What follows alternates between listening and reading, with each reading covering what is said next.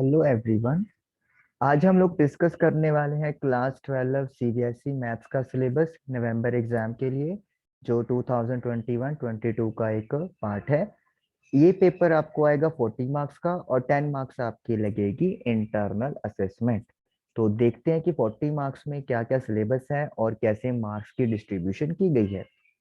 सबसे पहले यूनिट 1 है रिलेशंस एंड फंक्शन, जिसमें आपको दो चैप्टर्स आएंगे। फर्स्ट चैप्टर है रिलेशन एंड फंक्शन और दूसरा चैप्टर है इनवर्स ट्रिग्नोमेट्रिक फंक्शन। अगर हम लोग देख रहे हैं कि जो रेड वाला पोर्शन है वो आपके सिलेबस में से कट आउट कर दिया गया है।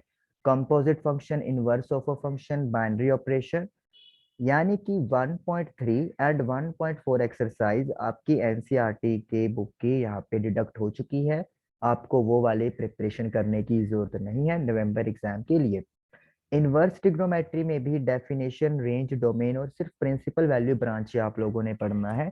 यानी कि एक्सरसाइज 2.21 ही आप लोगों का एक तरह से सिलेबस का पार्ट है।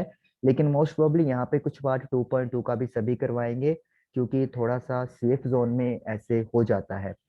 ये दोनों चैप्टर्स मिलके 8 मार्क्स का कवर होगा आपके फाइनल में। 4-4, 5-3, 3-5 कुछ भी रेशो वो जा सकता है। तो यानी कि पहले दो चैप्टर एनसीईआरटी बुक के अकॉर्डिंगली 8 मार्क्स आपके कवर कर रहे हैं। देन यूनिट 2 है अलजेब्रा, जो है 10 मार्क्स की, और इसमें भी दो चैप्टर्स हैं, मैट्रिसेस एंड डिटर्मिनेट्स। मैट्रिसेस में आप देख रहे हो जो रेड पोर्शन है वो कौन कौन सा है, कि existence of non zero matrix whose product is the zero matrix. मतलब ऐसी कोई भी आपने दो मैट्रिक्स ले ली, सपोज करो, जिनका वो नॉन जीरो है और उनका मल्टीप्लाई करके आपको जीरो बन रहा है, तो ऐसे क्वेश्चंस खत्म कर दिए गए हैं।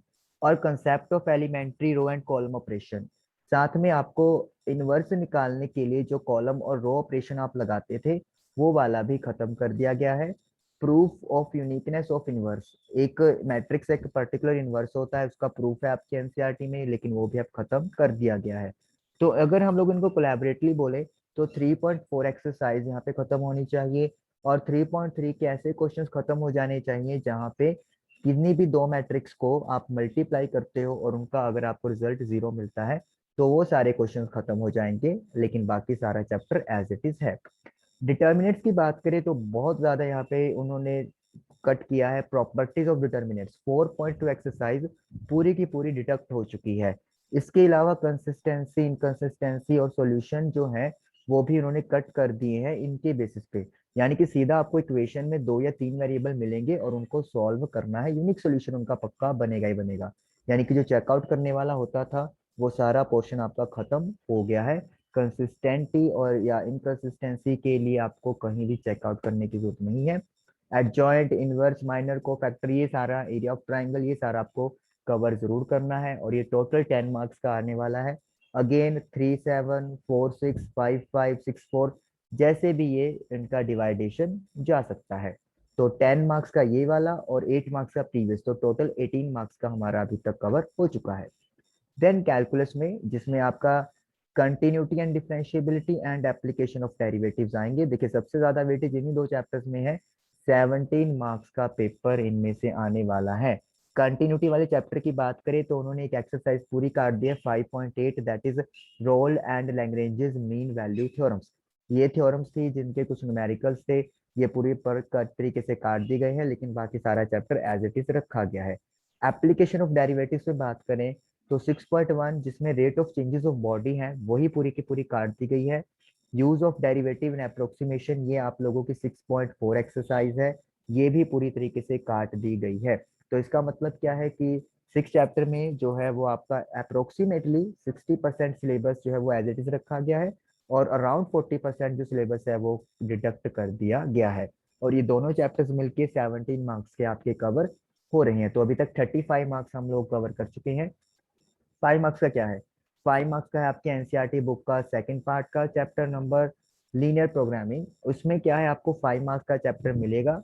यहाँ पे mathematical formulation of LP problems काट दी गई है, लेकिन हालांकि पता है क्या, ग्राफिकल सॉल्यूशन में हम लोग को जाना है तो मैथमेटिकल तो हमें बनाना ही पड़ेगा। हाँ, ये हो सकता है कि शायद सीबीएसई आपको डायरेक्ट मैथमेटिक्स की फॉर्म में बना के दे दे, बट स्टिल हम लोग कुछ कह नहीं सकते इसके बारे में श्योरिटी के साथ।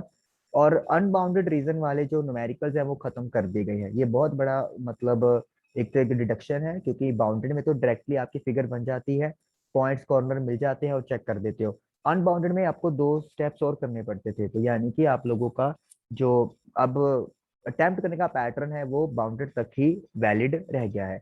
और ये चैप्टर में आपको मिलने वाला है 5 मार्क्स का पेपर, यानी कि 35 + 5 ये हो गया आपका 40 मार्क्स का पेपर। अगर हम लोग बात करें, सीबीएसई ने बहुत ज्यादा सिलेबस जो है वो एक तरह से डिडक्ट कर दिया गया है। और अभी भी अगर आप लोगों ने प्रिपरेशन शुरू नहीं की है, still there is enough time. अब अगस्त, सितंबर एंड अक्टूबर 3 महीने का टाइम तो आपके पास फुल है। और इतना जितना सिलेबस इन्होंने दिया है वो आसानी के साथ आप अच्छे तरीके से कवर कर सकते हो। तो all the very best for your exam. I hope कि आप मन से बहुत मेहनत से इन सारे टॉपिक्स को कवर करोगे। एनसीईआरटी और एनसीईआरटी एग्जाम्पलर इन चैप्टर्स के अच्छे से कवर करें। और इतने अच्छे से आपको करना है कि आप लोग का पेपर आसानी के साथ नवंबर वाला डन हो जाएगा। ये करने के बाद फिर आप अगर टाइम है और आप करना चाहते हो तो अदर रेफरेंस बुक्स फॉलो कर सकते हो, लेकिन first NCERT then NCERT exemplar, उसके बाद अपने मन की तसल्ली और फिर कोई reference book. All the very best for your exam. और उम्मीद है कि आपको इस वीडियो से कुछ बेनिफिट होगा। थैंक यू कि आपने मेरी वीडियो देखी। Thank you very much.